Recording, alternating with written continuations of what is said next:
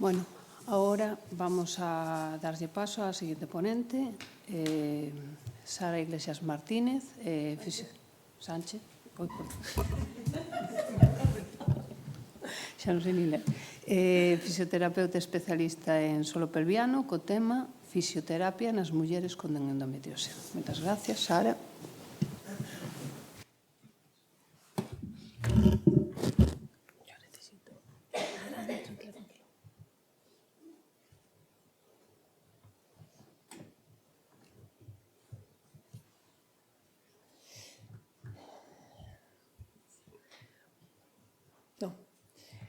Bueno, antes de nada, bons días a todos, bueno, todas e todos os que estáis aquí.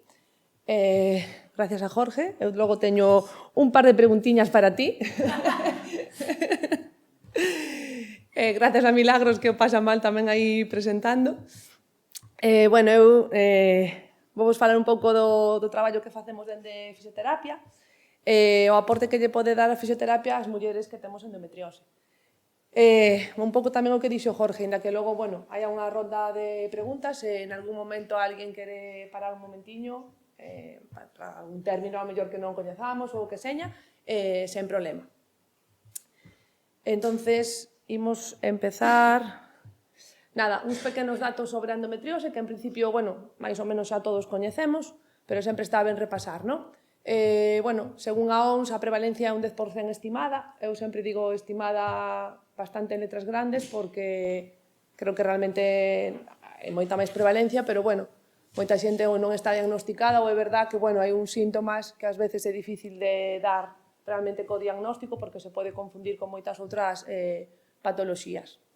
Patoloxía crónica, invalidante, o sabemos ben as mulleres que temos endometriose e toda a xente que está ao noso redor e que nos axudan a mellorar a calidade de vida.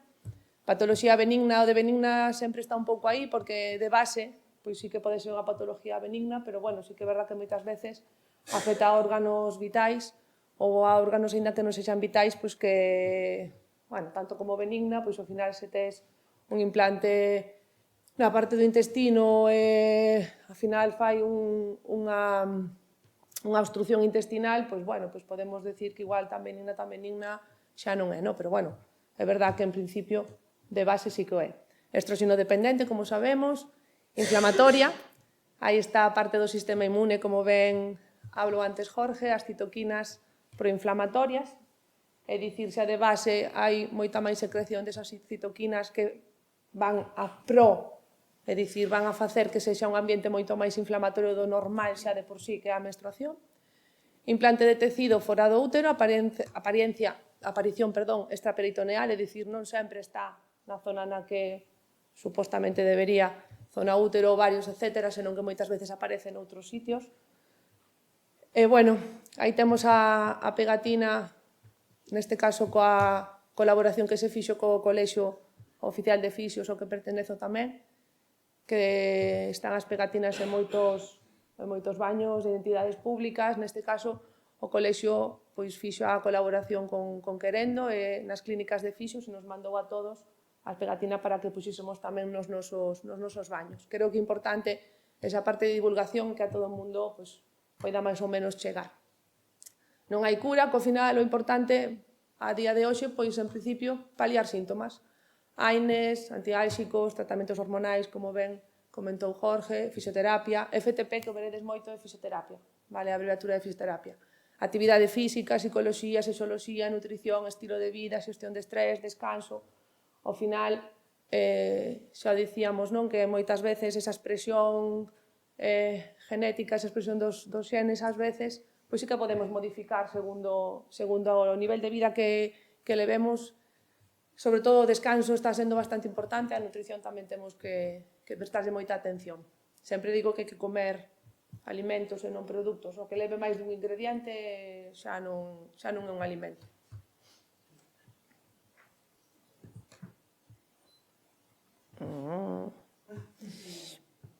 Vai ser máis fácil así.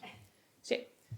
Bueno, sempre me gusta dicir que o grado de afectación e os síntomas non van de parella, porque moitas veces temos mulleres que veñen con un diagnóstico realmente con un grado de afectación relativamente mínimo, vamos a dicir, e, sin embargo, os seus síntomas pois, son unha barbaridade. E ao revés, Mulleres que teñen unha grande afectación poden chegar, pois, cando teñen deseo xenésico, cando queren ser mamás e non se dan quedado embarazadas, fan probas, miran e tal, e ao final diagnostican unha endometriose brutal. Esa persona nunca tuvo ningún síntoma. Co cual, hai que ter claro isto tamén, que porque teñamos unha afectación bastante importante non sempre dá síntomas importantes. Os síntomas principais que xa os coñecemos todas, dismenorrea e infertilidade. Deixo de fertilidade aí porque, bueno, sí que é verdad, pero que non sempre é así. E moitas veces parece como que as mulleres cando chegan á consulta nos din ai, é que me acaban de diagnosticar endometriose, xa non podo ser mamá. Bueno, non, tampouco é así. É verdade que hai moita máis prevalencia, pero que non é así tampouco. E outros síntomas, catamenais ou non, é dicir, acompañados da menstruación ou non, como pode ser a dispareunia, que é o odor que se xenera nas relacións sexuais, na penetración, odor a mencionar ou odor defecatorio, a nivel lumbar, o DPC, que é o dolor pélvico crónico, a urxencia micional, fatiga, distensión abdominal, depresión, ansiedade, e poño cefalea aí cos interrogantes porque, ainda que non é algo moi habitual, sí que hai mulleres que teñen implantes endometriales no cerebro, co cual esas migrañas pois non son tan migrañas, senón que xa é un síntoma como tal de endometriose. Non é habitual, pero bueno, están aí. Estaba a portada do libro de Yolanda Casares, que Mamá tiene unha amiga invisible, que me parece un libro sobre todo para aquelas mulleres que teñades fillos ou que teñades cerca rapaces pequenos, porque explica como mamá ten unha amiga invisible que non lle deixa facer vida normal. É moi difícil ás veces aos pequenos explicarlle que mamá está nun momento non que non pode acompañala ao colexio, que non pode acompañala ao parque. Este libro, a verdade, é que explica moi ben nese sentido, porque mamá ten esa amiga invisible que, bueno, ela mostra como se fose ese gurruño aí lila, que cando a esa amiga acompaña a mamá, pois mamá non pode ir con ela. Mamá non a pode acompañar, ou mamá ten que estar sentada no sofá ou sentada na silla porque non ten forzas e non ten ganas de acompañar ou de xogar con ela. Entón, creo que ás veces nas patologías crónicas en general está moi ben que o entorno que temos ao redor nos entenda. E que facemos nós? Dende fixo de solo pelviano, pois ao final, a base de todo, esa imaxe que temos arriba de moitas pezas, moitas cousas que nos conta o paciente, que preguntamos ao paciente, e logo intentamos facer a segunda imaxe como un pouco de Tetris, e a partir de aí sacar un pouco as conclusións. A valoración que podemos facer está en calquer momento, previo, sobre todo despois das intervencións de cirurxía. Gracias aos avances ahora mismo, pois cada vez as cirurxías son mínimamente invasivas, como dicimos, co cual, bueno, xa non vemos moitas veces esas grandes cicatrices, esas grandes, tanto a nivel horizontal como abdominal, pero, bueno, ainda así, as adherencias que se poden xenerar igualmente das cirurxías siguen estando. Importante sempre as cicatrices. Facemos unha historia clínica, preguntamos por alerxias, preguntamos por antecedentes médicos, intervencións quirúrxicas, antecedentes familiares, medicación que toma a paciente, se ha habido embarazos ou non, ou se ten deseo de quedarse embarazada, actividade laboral que desenrola, actividade deportiva, a ingesta de líquidos, importante tamén, a defecación, porque moitas mulleres teñen dificultade na defecación, e datos como tal sobre a endometriose, se teñen un diagnóstico médico que non lo traian, se pode ser, se teñen algún tipo de informe, algún tipo de proba, sempre por valorar un pouco todo o que temos na mão. Logo facemos unha exploración a nivel abdominal, lumbar, rexión glútea, vulvar, intravaginal e intrarrectal, dependendo un pouco tamén dos síntomas da paciente. A veces me preguntades, pero ten que facerse todo na primeira cita? E que, claro, eu igual, a nivel vaginal, xa veño de dolor nas relacións, non temos por que facer todo na primeira cita. Pero, bueno, sí que é verdad que necesitamos ás veces tamén saber como está a musculatura para ver o que podemos facer. Despois de ter todos estes datos, vamos a pensar o tratamento que podemos facer, segundo todo o anterior. Técnicas manuais, instrumentais, globais, comportamentais, é dicir, un pouco variando en función da persona que temos diante. Logo volveremos falar delo, vale? Entender a dor é superimportante. Vale, para min un dos maiores campos que teño no traballo é intentar que o paciente, neste caso a paciente, entenda a dor. Entendamos que ás veces non sempre hai unha causa real nese momento para a dor. Por iso moitas veces as mulleres cando se operan, aínda que se lles opere completamente, quitemos todo ese tecido endometrial que está por aí en calquer lado, aínda así as mulleres logo siguen tendo dor. Non sempre a dor se vai. Por qué? Porque, por un lado, temos o que nos dicimos a sensibilización central, é dicir, o corpo quedou sensibilizado a ese receptor que tiñamos aí e a dor sigue aparecendo, aínda que non teñamos realmente ese foco nese momento. Eu dos libros que recomendo moito, El dolor crónico no es para siempre, de Arturo Goicoechea, é un libro moi interesante onde nos fala de que, aínda que o dolor poda ser persistente, non ten por que ser crónico. Que parece que crónico, bueno, parece non, crónico ten unha consonancia así un pouco como negativa, non? Un pouco así como máis chunga, e persistente, bueno, parece como que unha palabra un poquinho máis levadera.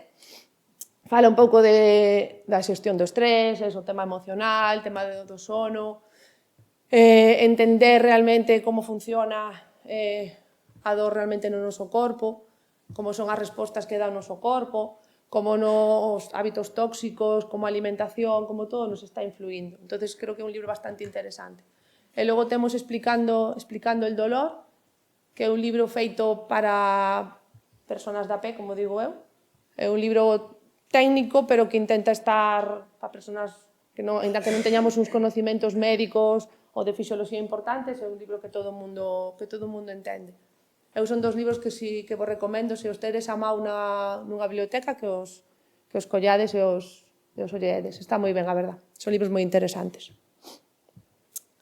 Bueno, que di a evidencia científica entre a fisioterapia? Vou vos presentar nada, creo que hai 8 en total, pero sobre todo 4 estudios, porque realmente sí que xa vai habendo moita evidencia científica que nos di que o tratamento de fisioterapia nos axuda a mellorar a calidade de vida das mulleres con endometriose. Lóxicamente non vamos a ter unha cura. Xa sabemos que, ademais, en principio non ten cura. Neste caso é do 2024, e o que se valoraba era, bueno, o dolor pélvico crónico, a fatiga, dismenorrea, dispareunia, infertilidade, disuria e disquecia, es dicir, son as manifestacións clínicas que ten en conta este estudio. Fisioterapia como tratamento sintomático, é dicir, só tratamos os síntomas, é unha revisión sistemática, vale dicir, o que fixeron foi, con unhas palabras claves, buscar toda a evidencia que hai, neste caso, ata, creo que se publicou en, non sei se xaneiro ou febreiro deste ano, ata este ano, o que había todo publicado, vale, entón o pon pois, un pouco en conclusión. E a conclusión é que sí, que a fisioterapia pode ser de axuda. O TENS son estos aparatiños pequeniños que parecen como unha especie de radio portátil pequena que dá corriente eléctrica. Vale, utilízase, normalmente podemos utilizala cos parches, estos pegatinas que son os electrodos, ou podemos utilizala tamén con agulla, con punción. Normalmente utilizamos case sempre cos parches, cos pegatinas, porque o mandamos moitas veces como tratamento domiciliario. O TENS, en canto ao tratamento ou manexo da dor, está estudiado fai moitos anos, vale?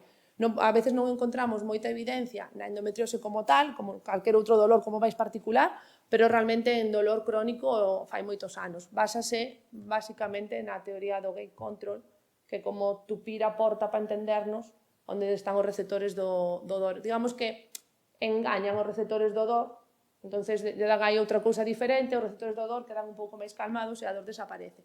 É verdad que o TENS, claro, como forma desa maneira, digamos, pois o alivio da dor é momentáneo, non é unha cousa que poñamos un día e xa non teñamos dolor durante meses ou algo así, non, é algo como máis momentáneo, pero é verdade que é moi cómodo porque podemos poñer os parches, colocas a petaquiña no bolsillo, podes estar facendo cousas con ele, non tes problema. Son moi pequeniños e hai aparatos relativamente bastante asequibles. O láser pulsado de alta intensidade, eu non o controlo, a verdade, o láser nunca vino nun curso, pero non é algo que teña na consulta ni moito menos, pero parece que tamén ten moita intensidade, moita aplicación, entendo que pola subida da temperatura. Entrenamento de relaxación da musculatura, actividade física, aeróbica, pero eu digo tamén de forza, de feito noutro estudio aparece tamén actividade física de forza. Importantísimo sempre en todas as persoas deberíamos de facer entrenamento de forza, pero en patoloxías que cursen con inflamación e dor, todavía máis. A terapia manual, calquer técnica realmente de terapia manual, aí xa vai un pouco en función pois, da destreza que teña o fisio ou a formación que teña e o que o paciente tamén lle vai a mellor, porque non sempre utilizamos as mesmas cousas, e exercicio terapéutico sempre. Reducción, as conclusións que sacan son unha reducción da dor pélvica e mellor calidade de vida. Como é unha revisión sistemática, non utilizan realmente ningún tipo de cuestionario para valorar isto, porque se supón que xa ven nos estudios que foron valorando. Este do 2023, de finais do 2023,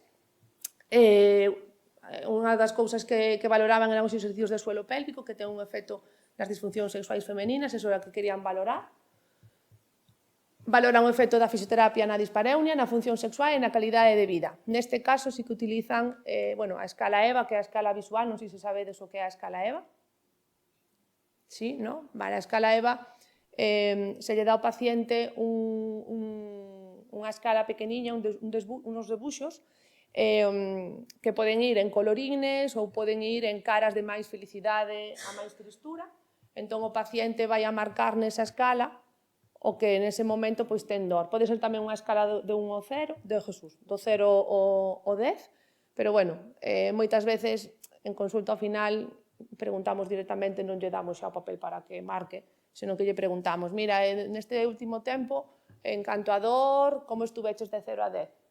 Sendo 0 o menos e 10 o máis. Nesa escala visual, en esa EVA, como estuveches? No pico de dolor? Tuveches algún pico de dolor? Tuveches simplemente un dor mantenido? Tuveches un dolor puntual en algunha semana? E nos vai dicindo o dor que tuvo.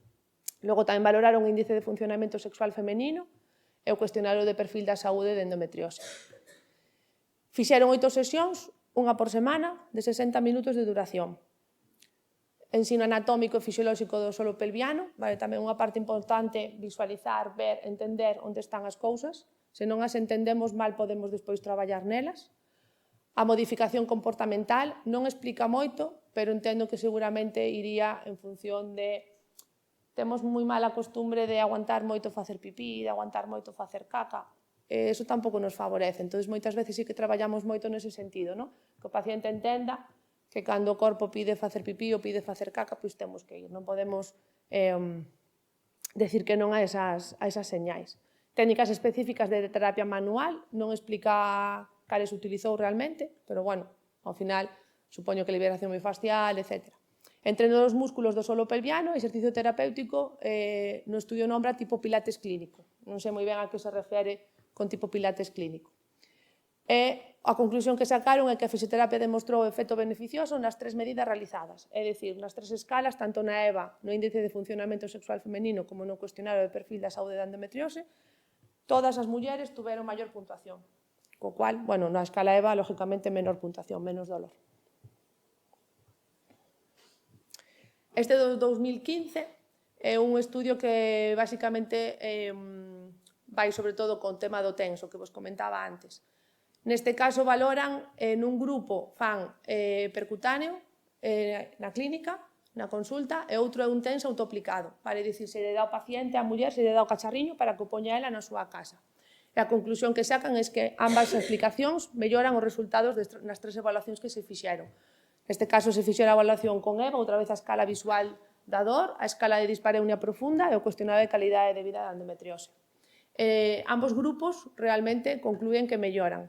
Non hai diferencias significativas entre poñelo na consulta con poñelo autoaplicado na casa. O que facemos é que se lle explica ao paciente como ten que poñer, vai para a súa casa ou vai poñendo según as necesidades que teña. Recalcar aquí que sí que estaban con terapia hormonal e con dor persistente, vale? Eran 22 mulleres, son estudios pequeniños, non son estudios tampouco con unha mostra moi elevada, pero que é moi difícil ás veces tamén facer estudios destas características con mostras moi amplias. Sería unha boa cousa, poder facer un estudio así, multicentro, estas cousas. Vale, este último que os vou presentar así en grande, logo hai uns máis pequeniños, do 2020, tamén un pouco o mismo, vale, temos 101 pacientes, este xa un poquinho máis grande, se lles pon 8 sesións de electroterapia, no grupo 1 teñen tratamento hormonal máis electroterapia, no grupo 2 solamente levan o tratamento hormonal. E a conclusión que sacan é a mesma, que a electroterapia o tenso é unha boa opción complementaria para o control do dolor pélvico, a reducción da dispareunia. A dispareunia, recordade, o dolor que teñen na penetración. A melloría de calidade de vida, a función sexual do paciente. Co cual, bueno, pois, ainda que estemos xa tratados pois, cun tratamento hormonal, pois poder aplicar unha electroterapia, un TENS domiciliario, ademais, que tampouco supón moito, cando a paciente ten dor e con iso conseguir que melloren os síntomas, creo que é bastante importante. E logo, nada, vos presentei aquí uns poucos máis, pero se meternos moito, o de arriba de todo tamén é unha revisión, fisioterapia do suelo pelviano, reduce dor, aumenta a calidade de vida, e o exercicio físico, que é antiinflamatorio, tamén reduce estos síntomas. No de abaixo, a fisioterapia tamén é efectiva, melloría de dor e calidade de vida en dispareunia, fortalecimiento do suelo pelviano e aplicación do TENS. Liberación, PGM, son os puntos gatillo miofasciais, e cando a musculatura nunha zona do músculo, as células musculares se quedan como agarrotadas, para entendernos, e xeneran esa dor. E dos estudios máis que ao final veñen todos a dicir o mismo, que a eficacia na reducción na dor, na dispareunia, a melloría de calidade de vida das mulleres con endometriose. Co cual, temos evidencia que a fisioterapia sí que nos pode axudar a mellorar a calidade de vida. Tamén é verdad que en moitos casos sempre digo que, aínda que non haxa evidencia de algo, ou se haxa, hai que ter tamén un pouco en conta que somos persoas individuais e teremos que ver o paciente. Non a todo o mundo igualmente lle vai a funcionar sempre o mismo. Vale. Que facemos dentro da fisioterapia? Pois tendo en conta que a endometriose cursa con inflamación, con adherencia, síndrome miofascial, sensibilización central, etc., pois aí os fisioterapeutas sí que podemos axudar bastante. Obxectivos que temos sempre: minimizar a dor, mellorar o tono muscular, inhibición esos puntos gatillos que existen, que casi sempre existen, mellorar a mobilidade e a forza, educar sobre a dor, traballar esas cicatrices e as adherencias. As técnicas realmente que utilizamos pois varían un pouco dependendo da muller que teñamos diante. Exercicio terapéutico, punción seca, aplicación do TENS, terapia manual como a liberación miofascial. É dicir, ao final, en xeral intentamos non traballar nunca con protocolos como tal, porque temos unha persona diante con moitas características, non podemos ter un protocolo que nos vaya ben para todo o mundo. Importante a imaxe que temos aquí abaixo, este modelo biopsicosocial, que en principio traballamos xa con moitas cousas desde a parte sanitaria, entender que non somos endometriósicas, somos mulleres con endometriose. E como mulleres, como persoas que somos, pois temos as nosas características, e non todo o mundo igual. Non todo o mundo ten o mesmo acceso pois de tempo, a nivel económico, a nivel de familia, a nivel laboral. É dicir, podes dicir unha persoa que non lle ven ben estar sentada 8 horas ao día, pero o seu traballo é traballar sentada nun banco 8 horas ao día. E non vai deixar de traballar. Entón, o que temos que facer é darlle herramientas para que esa persona minimice, digamos, o problema que lle pode dar estar sentada 8 horas ao día, pero non podemos facer que cambie tampouco iso. Importante, os equipos ou as equipas multidisciplinares, que traballemos xuntos, en conxunto, poñendo pececiñas entre todos, porque se entre todos poñemos pececiñas, ao final, os que mellor vamos estar, neste caso, somos nós, as mulleres con endometriose. Se todos unimos forzas e poñemos pouco a pouco, porque ningún dos profesionais que podemos atender, as mulleres, ningún tenemos na nosa mão a bola máxica que solventa todo. Ningún. Co cual, se traballamos todos xuntos, e todos xuntos están os xines, estamos os fisios, estamos as matronas, están nutricionistas, psicólogos, sexólogos e o paciente. Porque a veces tamén somos moi dados a poñer sempre o noso problema nas maus dos demais. Pero tamén temos que pensar que se nós non poñemos un pouco de nós, as cousas, os profesionais, non podemos tampouco cargarnos a espalda todo. E falo como fisioterapeuta, como muller con endometriose. É dicir, por moito que eu aos meus compañeiros lle pido, se eu tampouco fago nada. Entón, nos equipos multidisciplinares está moi ben que nos poñamos a todos os profesionais, pero tamén nos temos que poñernos como pacientes. Os profesionais que traballamos, importante, información e coñecemento da patoloxía e do resto dos profesionais implicados no tratamento desa persona. Porque moitas veces é verdad que somos os grandes descoñecidos. Falo agora de fisioterapia, pero podería falar o mismo para os fisioterapias, eu collín un montón de notas tamén, porque hai moito traballo dos xines que tampouco coñecemos, ou o traballo que pode facer un nutricionista, etc. Entón, os profesionais tamén deberíamos de estar un pouquiño máis implicados e coñecer un pouco o que fan o resto dos compañeiros. E como dicía, somos personas con endometriose, individualizar sempre. Non hai a regla de 3 perfecta para naide, non funciona. Eso non funciona, porque non todos somos iguales, e non todos temos as mesmas características, a mesma mochila. Hai xente que ten moitas enfermedades a maiores adheridas á endometriose, hai xente que ten cargas personais detrás, entonces, bueno, non funciona todo tan fácil.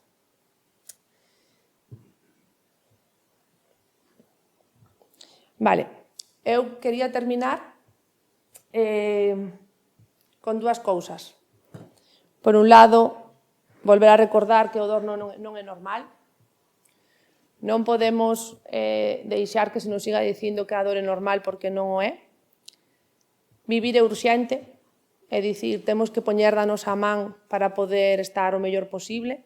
Nós, como profesionais que atendemos, pois tamén poñemos do noso, pero o paciente ten que poñer do seu. E despois, importante que sigamos divulgando, que sigamos falando e que sigamos investigando. Pero temos que poñer todos da nosa parte. Nada, eu grazas por estar aquí e o que me queirades preguntar, non quixen poñer tampouco toda a teoría de suelo pélvico, etcétera, porque creo que tampouco era un pouco, pero que entendamos que a fisioterapia pode facer moito por nós. Vale.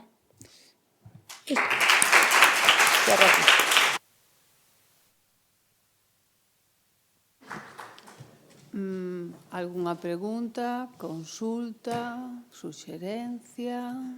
Agora é o momento de falar. Alguén se anima?